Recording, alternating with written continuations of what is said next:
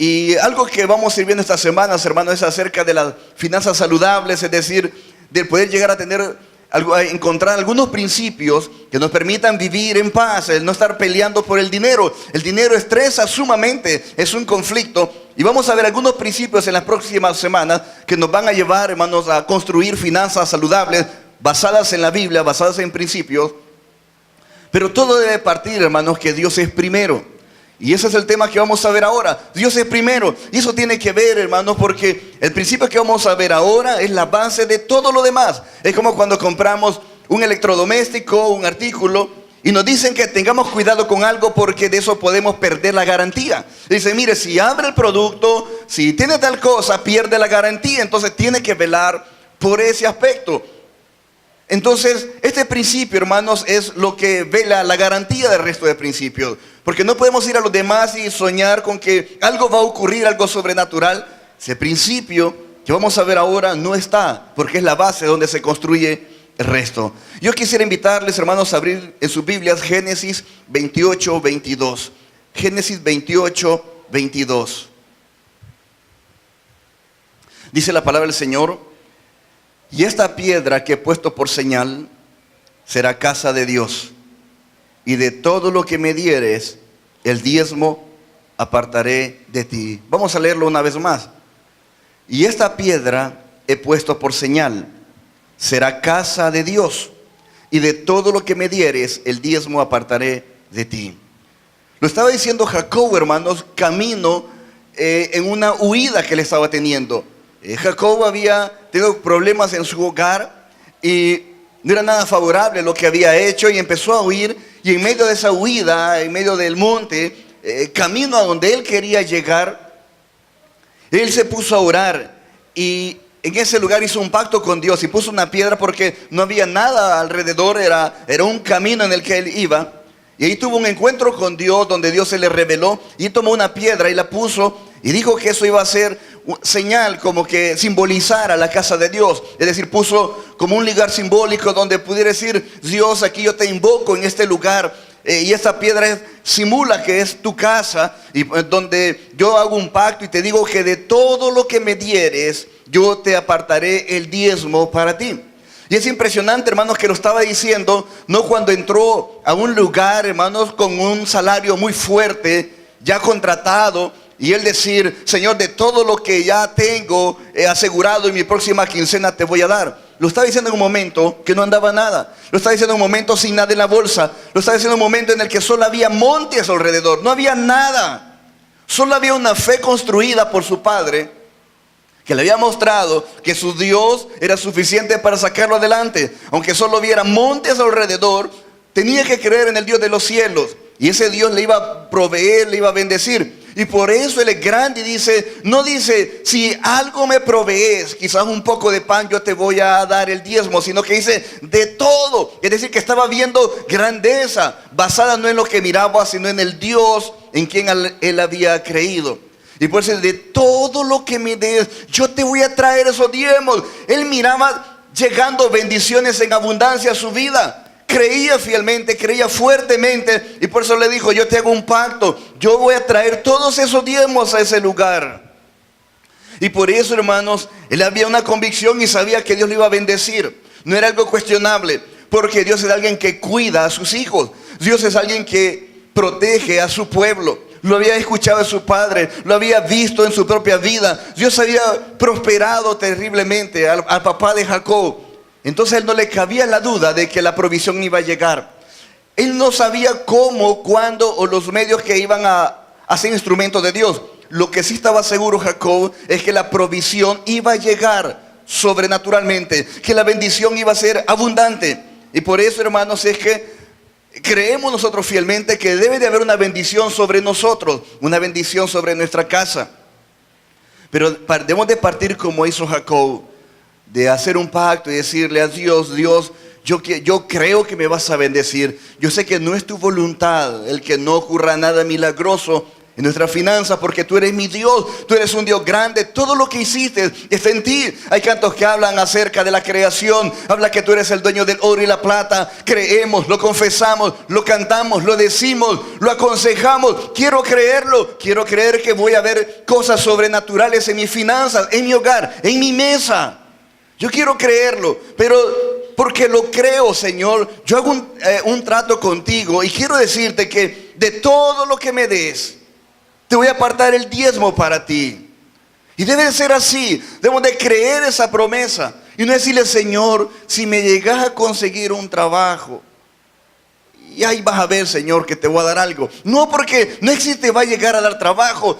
Dios hizo el trabajo, Él lo constituyó y dejó que a través del esfuerzo nosotros lleváramos la provisión a la casa. Entonces, mientras tenemos vida, es la voluntad de Dios que trabajemos. Debe de haber trabajo para nosotros. Debemos de orar. Y si es verdad que hay momentos que Dios nos va a probar y pueden haber momentos de desempleo, pero tenemos que orar para que la provisión de ese trabajo llegue. Debe de llegar y debemos decirles, Dios, yo te voy a dar ese diezmo. Y hermanos, aquí antes de ir viendo la manera de darle ese diezmo a Dios para que sea realmente algo que disfrutemos y efectivo, solo hablar, hermanos, antes de entrar de lleno acerca de aquellos que chocaban con Jesús cuando Él vino a hablar de la gracia, y algunos chocaban y sacaban la ley. Hay personas, hermanos, que en este asunto dicen, no, es que yo no diezmo porque no estoy bajo la ley, yo estoy bajo la gracia. Y la verdad, hermanos, es que si supieran lo que están diciendo en sus palabras, es más delicado porque el estándar de la gracia es más alto que la ley. La exigencia de la gracia es mucho más alto que lo que exigía la ley. Y es por eso que la gente chocó, irritó cuando vio a Jesús, porque cuando Él hablaba de la gracia, le daba vuelta a todo porque se dieron cuenta que tenían que ir más allá de lo que la ley les pedía. Por ejemplo, la ley les decía que no adulteraran, que no tuvieran una persona fuera del matrimonio. Y Jesús les dijo, ustedes han oído de la ley que dice eso. Pero en la gracia ni codicen a una persona, porque eso ya es adulterio. Entonces la gracia, el estándar de la gracia es más alto que la ley. Oíste que fue dicho, les dijo en la ley, ojo por ojo, diente por diente. Pero yo quiero decirles que con el bien tienen que vencer el mal. Oíste que fue dicho, no matarás. Pero yo quiero decirles que aunque si a alguien le dicen fatuo o tonto, ya lo mataron, porque perforaron su alma, hirieron su corazón, su valor como persona, al tratarla como tonta. Entonces, la exigencia, lo que exige la gracia, es más alto de lo que puede exigir la ley. Entonces, si alguien dice, yo no estoy bajo la ley, sino bajo la gracia, quiere decir, hermanos, que es fabuloso, porque quiere decir que usted da mucho más que el diezmo. Porque la ley solo pedía el 10%, pero el que vive en la gracia da, como dice la Biblia, en abundancia. Como decía Pablo, den generosamente, porque ya no era la ley, ya hablaba en abundancia. Y Pablo decía, según como hayan prosperado durante la semana, si guarden para el primer día de la semana y lo entregan. Es decir, era mucho más alto. Pero si alguien no vive en la gracia, puede empezar por la ley, puede empezar por el diezmo, que es el mínimo. Entonces la gracia, hermano, es mucho más allá.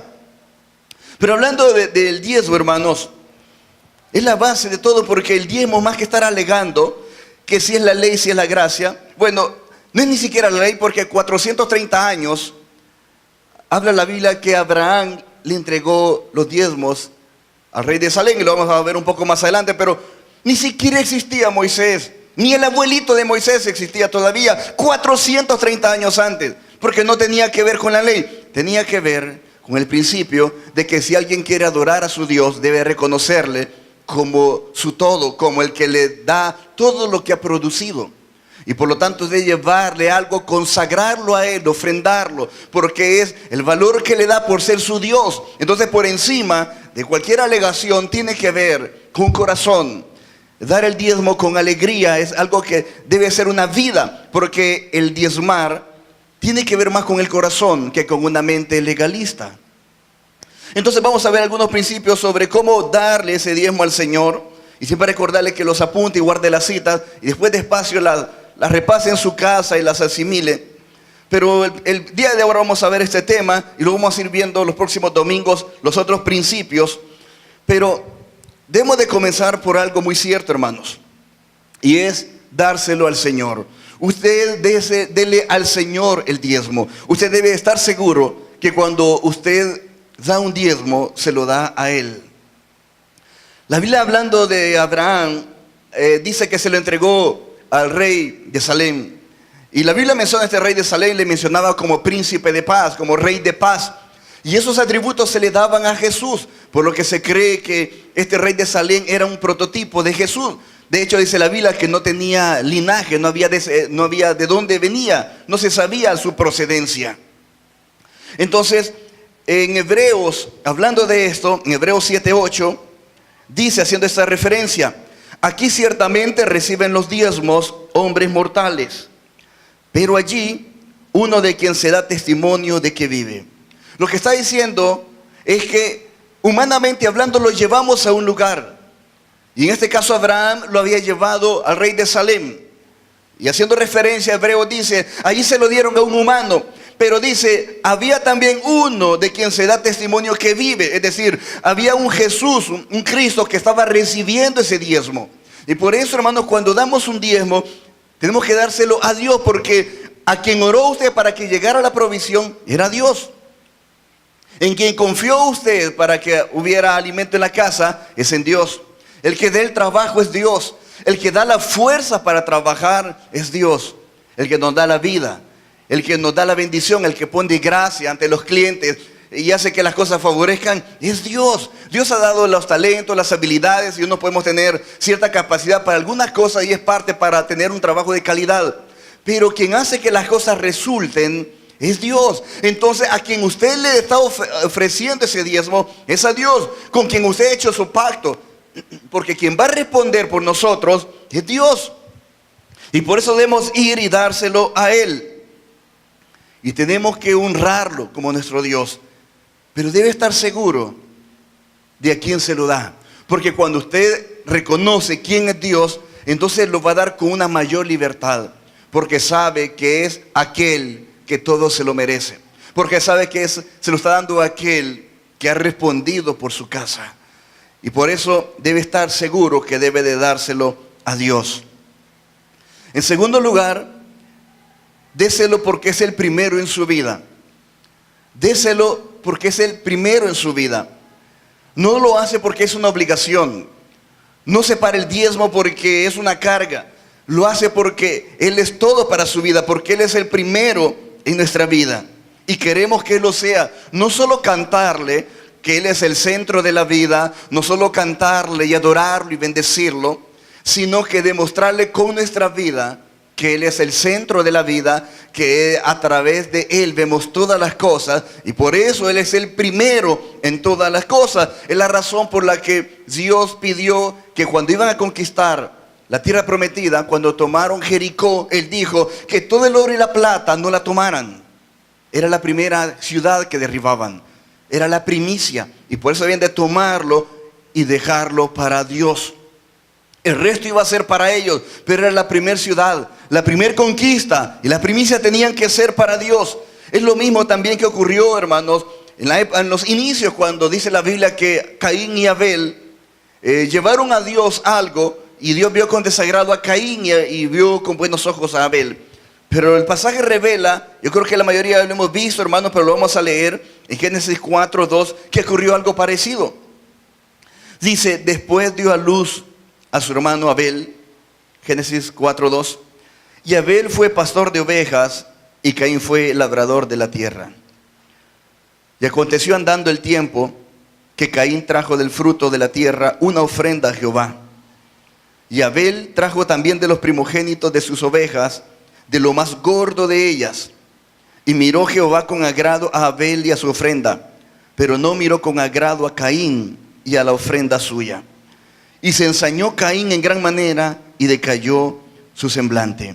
Entonces, como estamos viendo, dice primero que Abel tomó de lo primero, lo primogénito, tomó de lo más gordo de ella. Quiere decir que hubo una primera producción. Y de esa primera producción, lo mejor, lo más gordo, eso le ofreció a Jehová. Fue lo primero que tomó. En cambio Caín, dice el versículo 3, que andando el tiempo, es decir, que él vio primero, como quien dice, quería agarrar fuerza en la tierra, y cuando hubiera bastante, tomó algo y le dijo: Dios, aquí te traigo algo porque ya veo bonita la tierra, ya veo bonitos los cultivos. Entonces por eso Dios vio con desagrado a Caín, porque le llevó no la primicia, sino que le llevó cuando él se le antojó. Entonces el tiempo era determinante, y aquí se hace una pregunta, hermanos, muy desafiante, pero que exige una respuesta de parte nuestra. Y es: ¿qué es preferible? ¿Ir por la vida con el 100% maldecida por Dios, o ir con el 90% bendecida y protegida por Dios? Hermanos, porque Caín dice que se alteró y sabemos que él fue maldecido. Porque él no agradaba a Dios, porque él no lo trataba como que era su Dios. Sí, como él que era algo importante, pero no como que era Dios. Lo vio como alguien que cuando se le antojara podía llevarle algo, como una cortesía. Pero Dios, hermano, no es una cortesía. Más que él tener algo de fruta, la Biblia no dice qué fue lo que le llevó, si vegetales o si fruta, no, solo dice que era de la tierra, algún alimento, no dice qué era. Pero hermanos, no era eso lo que Dios esperaba. Lo que esperaba era lo primero, era lo simbólico, era que reconociera a Caín que él era su Dios, que era su todo. Y hermanos, es por eso que debemos de hacerlo con prontitud. Y algo que ayuda, hermanos, es a la hora de hacer un presupuesto, trazar primero el diezmo. Porque esto me asegura que el 90% más todo lo que Dios me añada me va a ayudar a salir adelante. Pero si yo empiezo a hacer el presupuesto y empiezo a hacer números y lo dejo al final, no, ni siquiera lo puso porque no le alcanzó. Porque no le va a alcanzar, porque si no diezma, no alcanza. Es algo sobrenatural. Si Dios es lo primero, tiene que ponerlo de primero.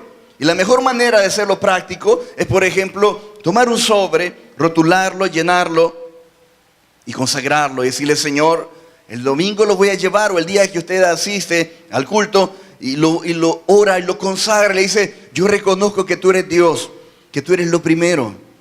Yo reconozco que tú me has dado esto. Y lo consagra. Eso, hermano, nos ayuda a tener carácter y firmeza, porque al separarlo, estoy apartándolo de lo que yo tengo, de lo que yo cuento, y me hace respetarlo.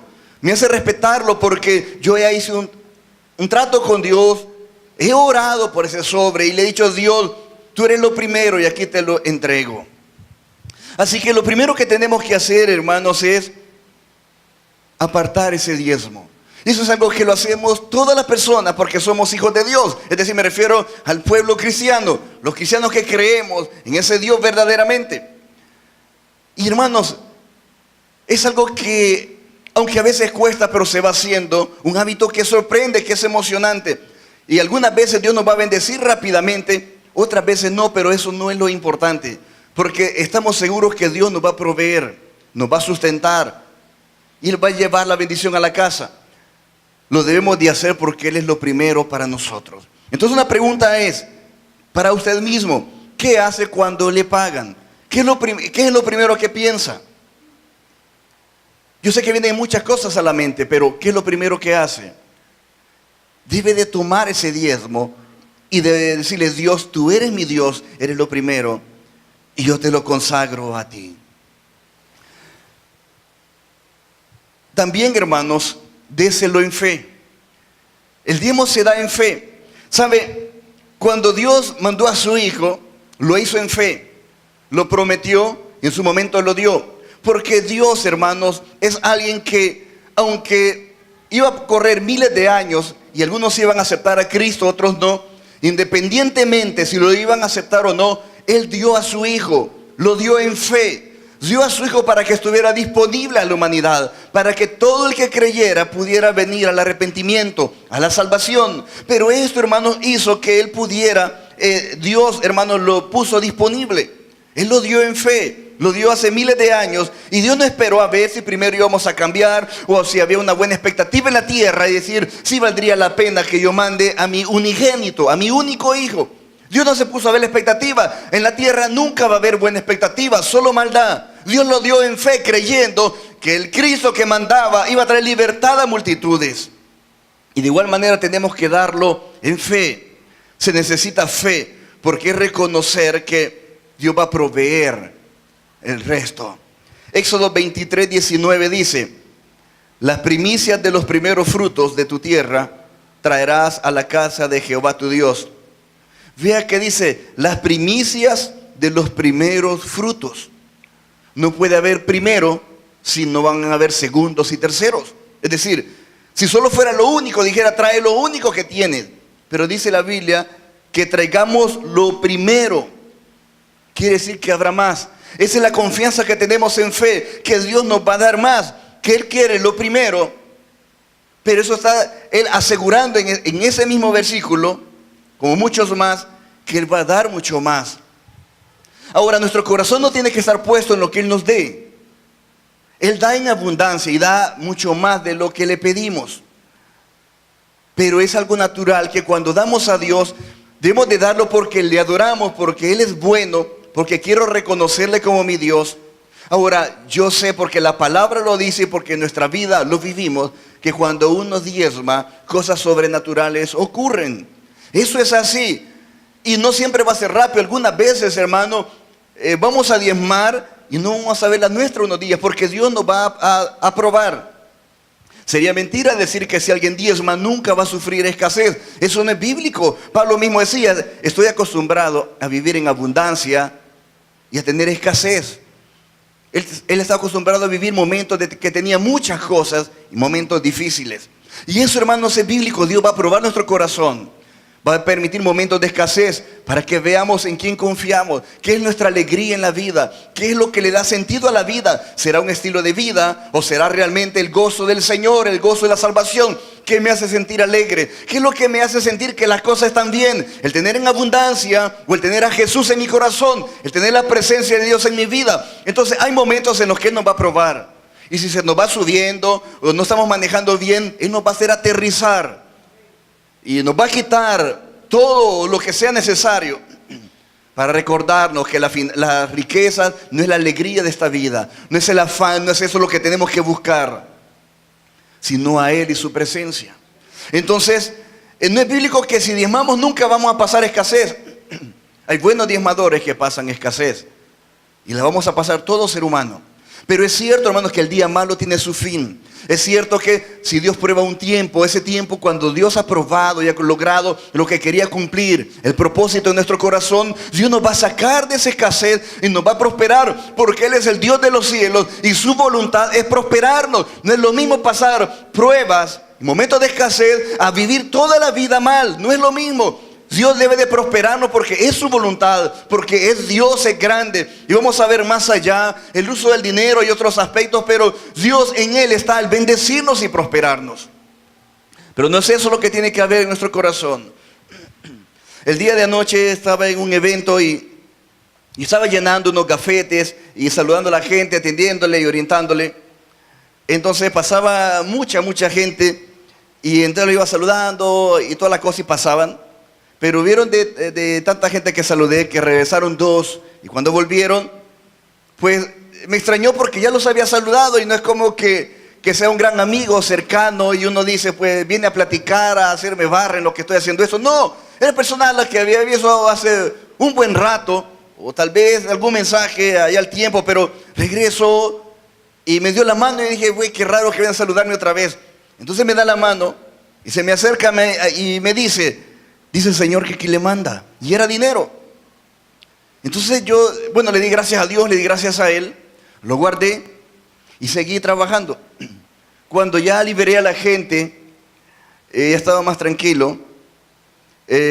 Saqué el dinero porque no lo había asegurado por todo lo que estaba haciendo. Y lo saqué para asegurarlo, pero lo conté. Pero me pareció rara la cantidad, no era normal. Porque no era como una cantidad lógica que se da, era muy específica. Y entonces me extrañó y me metí otra vez la mano en la bolsa y quizás no lo saqué bien, quizás saqué otro billete, pero no, la bolsa estaba vacía. Y entonces me quedé viéndolo alrededor, ¿será que he botado algo? Porque no es normal, porque una cantidad así no tiene sentido, una cantidad sumamente específica, concreta. Y yo me quedé pensando, ¿y qué pasa? Y volvió otra vez a meter la mano en la bolsa, pero no, estaba vacía. ¿Era eso? Era una cifra concreta. Y ahí fue donde Dios capturó mi atención y me dijo, quería llamarte la atención y solo reafirmarte que yo veo lo que haces y que me honras.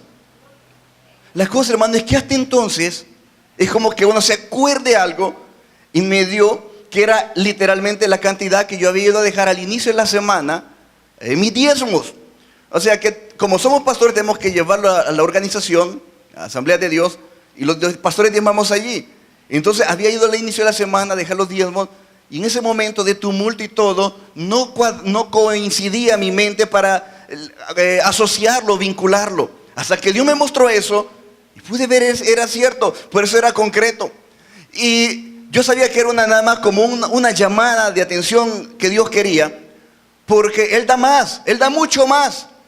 Él lo que quería decirme era como un gesto, de decirte aquí te traigo esto, y Él me da más siempre, porque Él es así con cada uno de nosotros, los que diezmamos. Entonces es algo sobrenatural, es algo que ocurre. Y hermanos, definitivamente es algo que uno tiene que vivirlo, pero uno lo da en fe. Uno no lo da porque le sobra. Hay momentos en los que empieza a haber abundancia y lo vamos a ver, pero hay momentos, hermanos, en los que no sobra. Hay momentos que son críticos y uno le da porque cree en el Hijo del Hombre, porque uno cree en Dios, porque uno quiere vivir el Evangelio. No es porque sea fuerte o tenga carácter, no. Es porque tenemos fe que Dios hace milagros. Entonces, las primicias de los primeros frutos quiere decir que si apartamos lo primero y se lo entregamos a Él, habrá segundo, habrá más.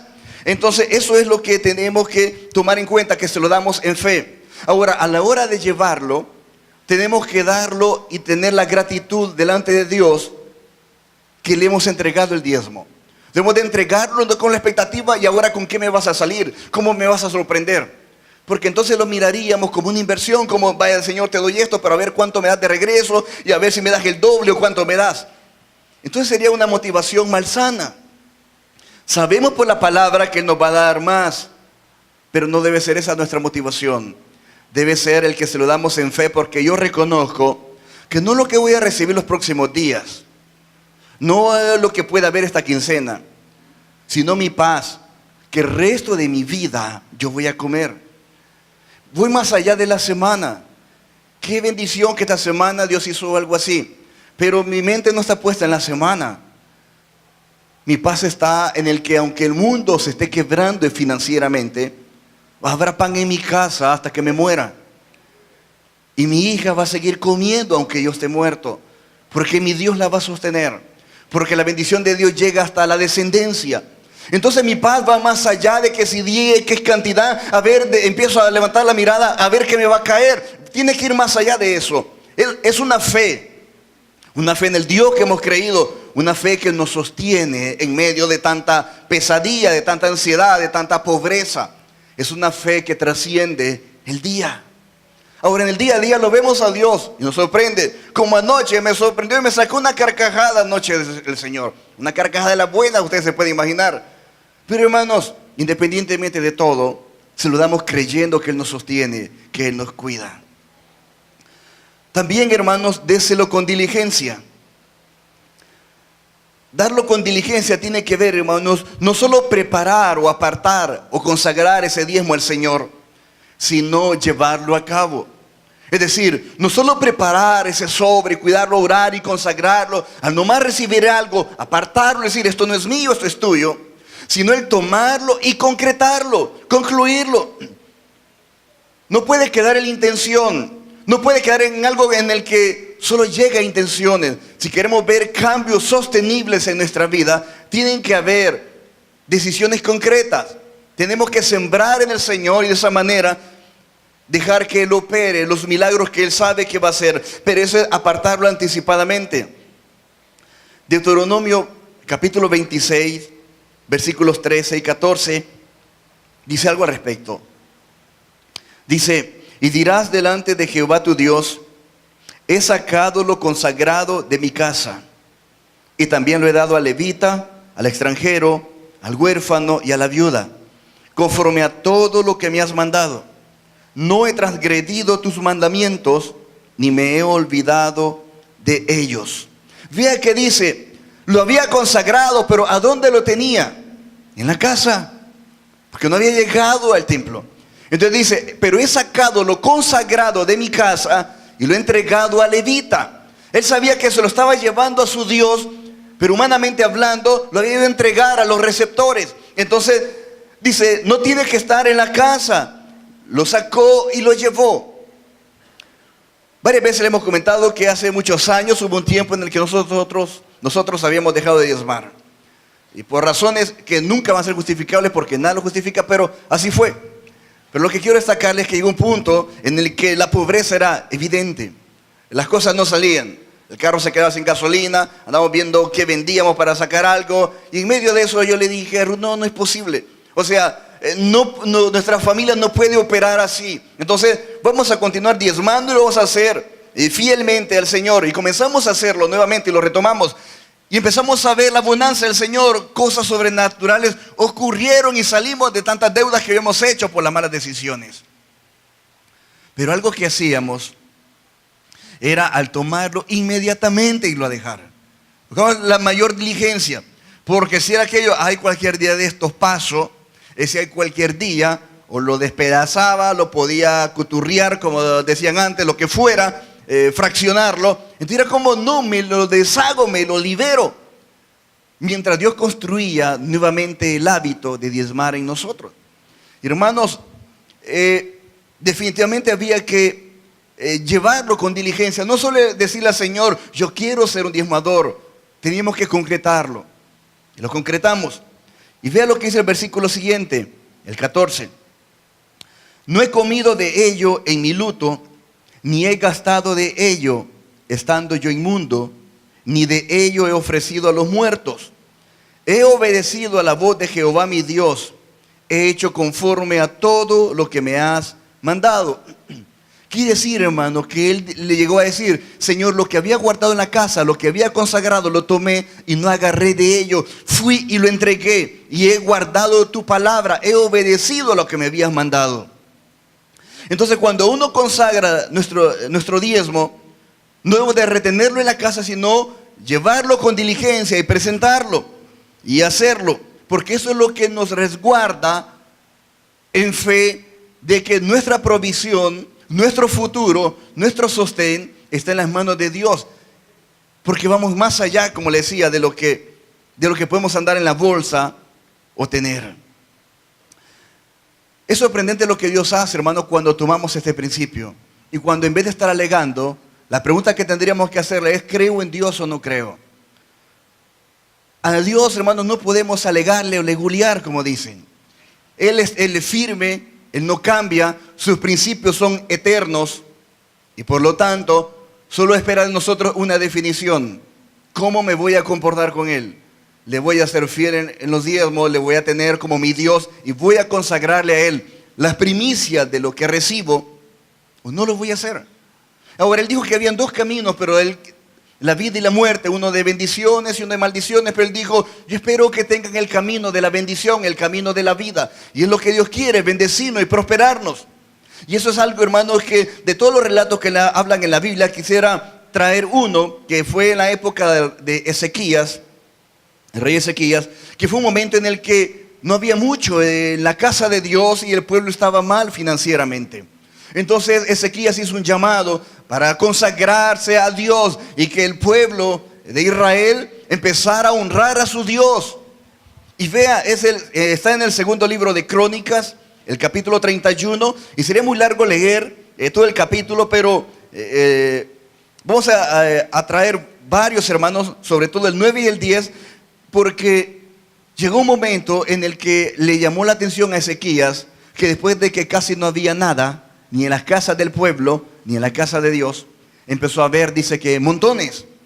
Entonces le llamó la atención el versículo 9 del capítulo 31, dice, y preguntó Ezequías a los sacerdotes y a los levitas acerca de esos montones.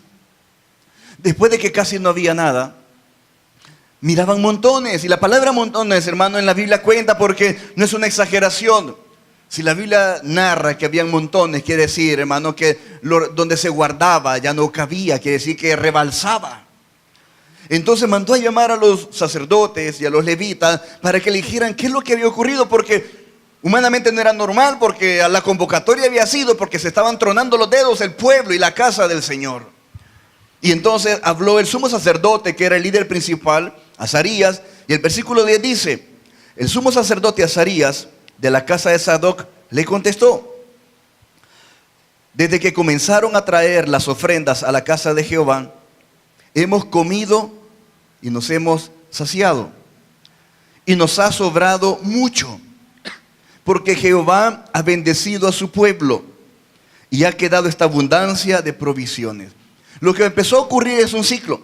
El pueblo empezó a llevar, y como empezó a llevar, Dios empezó a mandarles más bendición. Dice, Jehová había bendecido al pueblo. Entonces el pueblo, como era bendecido, empezó a llevar más. Y Dios les empezó a dar más, y ellos empezaron a dar más, porque así era el volumen que iba creciendo, hasta que llegó un momento en que se empezaron a hacer los montones. Y es ahí donde Ezequías había sido estorbado y había preguntado que qué es lo que había ocurrido. Y se comieron y se saciaron. ¿Sabe? Esa redundancia lo que quiere decir es, no se quedaron con ganas. Comieron y se saciaron, quiere decir que es como a lo que quisieran. Es como no medias porciones, hermanos, sino que ellos comen, quizás medias porciones habían comido, pero ellos querían comer en abundancia, comieron en abundancia, se saciaron. Y eso es un ciclo, hermanos, bueno, en lo que nos explica qué es lo que ocurre cuando uno comienza a darle a Dios. Porque si usted le da a Dios, Él le va a empezar a dar más. Entonces usted le da más y Él empieza a darle más. Y hermanos, esto es lo único en lo que Dios dijo: pruébenme. Es lo único, y no tendríamos que probarle porque Él es Dios. Y si Él quiere, nos da, y si no quisiera, pues daría igual porque Él es Dios. ¿Y qué? Pero Él dijo: pruébenme. Entonces empezaron a recibir eso. Y eso es lo que ocurre, hermanos, cuando somos personas que damos en abundancia a Dios. Él lo devuelve en abundancia, lo empieza a dar más. Y llega un momento en que quizás algunos cortan ese ciclo. Dicen, a la hora de entregarlo, Dios mío, pero ya es mucho. Entonces quizás sería un momento en el que diga Dios: o sea que es mucho lo que te estoy dando, te voy a dar la mitad entonces de nuevo, para que te sientas con comodidad solo dando la mitad de lo que te toca. Y entonces algunos que dicen: no, dame más. Y es una lucha, hermano, que aunque da risa, se vive en la práctica. Porque a la hora de llegar la gran bendición, uno dice: bueno, ya es más la cantidad.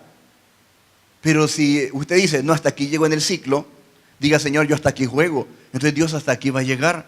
Pero si usted dice: Señor, dame en abundancia, y yo te doy en abundancia, Él lo va a seguir dando. De lo que anoche me dieron, el diezmo es del Señor. No importa de cómo va el ciclo. Y si el Señor me devuelve más, va a ir el diezmo de eso.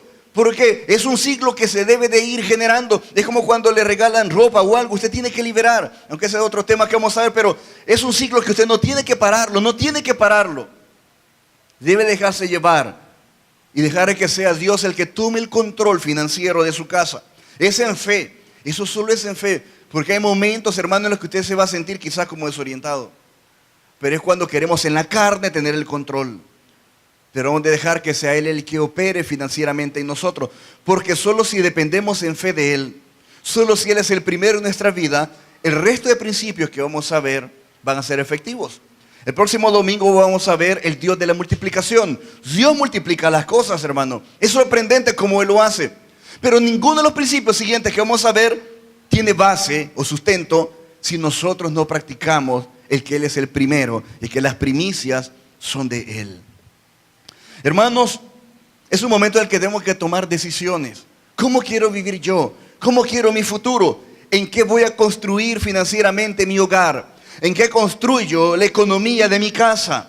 ¿Cómo la voy a construir? ¿La voy a construir bíblicamente hablando o en una economía natural, humana y pura? En la que entre más retengo, aparentemente mejor voy a estar.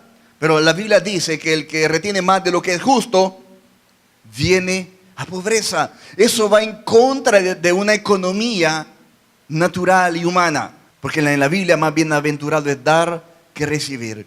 Y esto es algo personal. Va más allá de la teología. Pero si quiere ver milagros financieros, tiene que dar ese paso y decirle: Señor, dame un corazón que te crea. Un corazón en el cual tú seas mi Dios. Un corazón en el cual yo te pueda adorar con mi economía. Y que tú seas lo primero que yo aparto. Que las primicias de lo que yo recibo sea tuyo. Yo quiero ver esos milagros. En mi carne a veces siento temor, Señor, porque hago números en mi mente, pero yo quiero que tú tomes el control completo del presupuesto. Yo quiero que tomes el control completo de mis ingresos y mis egresos, de todo cómo funciona mi casa. Yo quiero que tomes el control completo, porque yo quiero soltar esta finanza y dejar que tú intervengas y tomes ese control. Hermanos, Dios es Dios. Yo creo que podemos pasar muchos a dar testimonios de cómo Dios nos ha sorprendido. Desde que le concede las peticiones de su corazón, quizás algo que usted deseaba y se lo dio, hasta sacarnos de la pobreza, de la enfermedad, hasta el que nos enfermemos menos y haya menos gasto por salud y tantas cosas. Pero Dios provee de diferentes maneras. Dios es sobrenatural. Dios va más allá de la ley. Dios cumple sus promesas, pero es una decisión que cada uno de nosotros debemos de tomar. Y la tomamos. Todos hemos tomado una decisión. Lo vemos en el hecho. A la hora de presentarnos delante de Dios. Es la decisión que hemos tomado. Cuando nos presentamos a Él, tenemos una decisión. Los cristianos tomamos la decisión de honrar a Dios con las primicias de lo que recibimos. Pruébelo y la bendición va a ser para su casa, no para nadie más. Porque los tratos de Dios son tan concretos que un país puede estar quebrándose financieramente hablando, pero bendecir la mesa de un hijo específico que ha creído en la fidelidad de Dios. Eso es algo sobrenatural que ocurre, que Dios trata con una sociedad entera, pero trata de manera diferente con cada individuo. Dentro de la casa va a haber la diferencia también entre el que diezma y el que no diezma. Entre el generoso y el que no es generoso va a haber la diferencia, porque es algo sobrenatural, es espiritual y es personal. Así que yo le invito a que ahora tome una decisión y hable con Dios en este momento y diga en qué quiere construir sus finanzas. ¿Cómo quiere verse el resto de su vida? Peleando en una mesa, alegando por lo que agarra, por lo que no toma, discutiendo, dándole vueltas y vueltas a algo, hablándole números y más números y más números. ¿O quiere depender de Dios? Eso es algo sobrenatural, eso va más allá de los pensamientos humanos. Y es una decisión que nadie más va a tomar por cada uno, porque es algo que uno se presenta delante de su Dios. Pero yo le invito a que haga lo que dice la palabra, lo pruebe a Él, pruebe a Dios, a nadie más. No puede confiar en el hombre, pero pruebe a su Dios y deje que Él opere en sus finanzas y lo bendiga y lo prospere. ¿Por qué no oramos un momento y le pedimos a Dios que nos dé esa fe para poder ver días buenos en nuestra vida? Que cuando haya escasez no reneguemos, porque Dios no está obligado a darnos. Y van a venir las pruebas, momentos de escasez difíciles, pero que Dios nos halle fieles en la prueba, reconociendo que le damos a Dios en los días buenos y los días malos, porque creemos en Él, porque es nuestro Dios, aunque reconocemos que Él nos va a bendecir. Vamos a orar.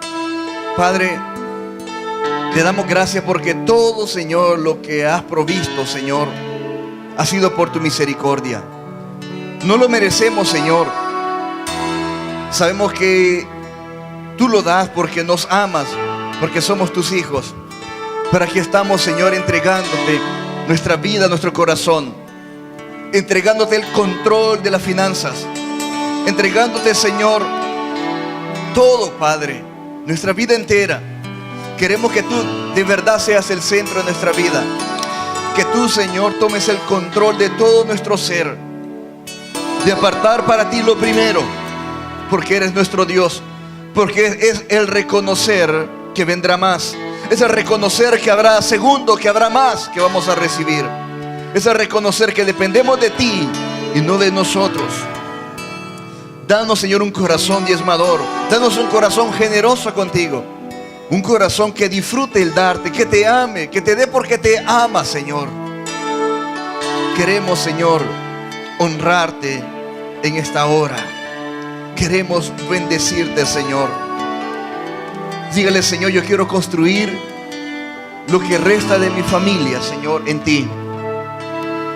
Yo quiero construirlo, Señor, en tu palabra, porque son las finanzas seguras, porque tú nunca fallas, porque Él es fiel, Señor. Porque aunque el mundo entero me dé la vuelta, habrá bendición en mi casa. En el nombre de Jesús, Señor. Ahora, Dios, queremos, Señor, decirte que queremos serte fieles en los diezmos. Queremos honrarte, Señor, en tu misericordia. Que tú seas el Dios de nuestra casa, el Dios de nuestras finanzas. Vamos a cantar una alabanza y adorar a nuestro Señor. Traigo mi perfume,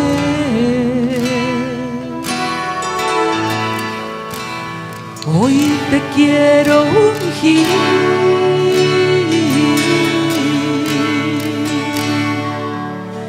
Derramo mi corazón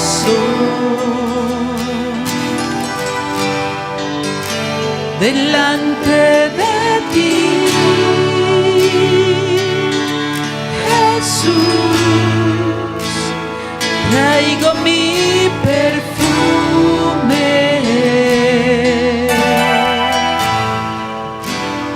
hoy te quiero